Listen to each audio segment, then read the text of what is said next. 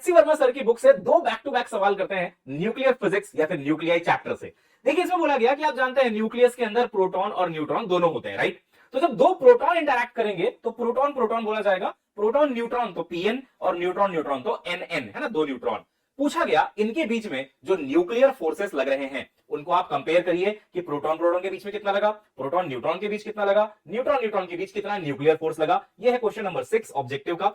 और सेकंड जो क्वेश्चन है 7th नंबर क्वेश्चन, उसमें न्यूक्लियर फोर्स नहीं बल्कि नेट फोर्सेस को कंपेयर करना है।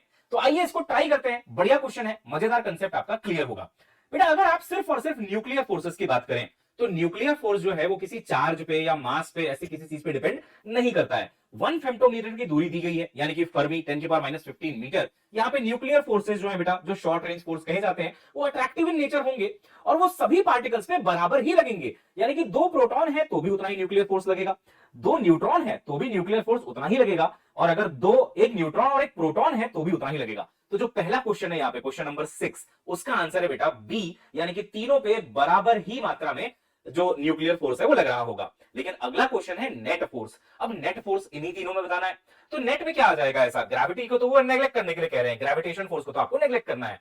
तो नेट में अब क्या आएगा, एक एक्स्ट्रा चीज आ जाएगी जो कि है इलेक्ट्रोस्टैटिक फोर्स। अब देखो यार, इलेक्ट्रोस्टैटिक फोर्स दो चार्जेस के बीच में लगता है, न्यूट्रॉन के पास तो कोई चार्ज है नहीं, तो यहां पे तो कुछ लगने वाला नहीं है। न्यूट्रॉन न्यूट्रॉन के बीच no electrostatic force, neutron again no charge, तो प्रोटॉन अकेला थोड़ा ना फोर्स लगा देगा, एक ही चार्ज से तो फोर्स लगेगा नहीं, दोनों चार्ज होने चाहिए।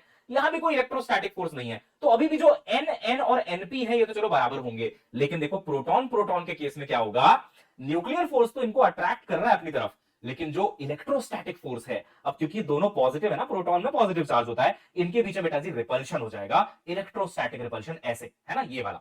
तो अगर आप किसी एक प्रोटॉन को पकड़ो और उसका फ्री बॉडी डायग्राम बनाओ इतना सा, तो आप देखोगे कि जो न्यूक्लियर फोर्स है अंदर की तरफ और जो इलेक्ट्रोस्टैटिक फोर्स है बाहर की तरफ, ये ऑपोजिट डायरेक्शन में है। तो जब नेट फोर्स निकाला जाएगा तो इन दोनों को माइनस करके ही निकाला जाएगा। अब यार पहले से कुछ वैल्यू थी, इसमें आप कोई वैल्यू माइनस कर रहे हो, तो इसका मतलब ये नेट फोर्स डिक्रीज होगा।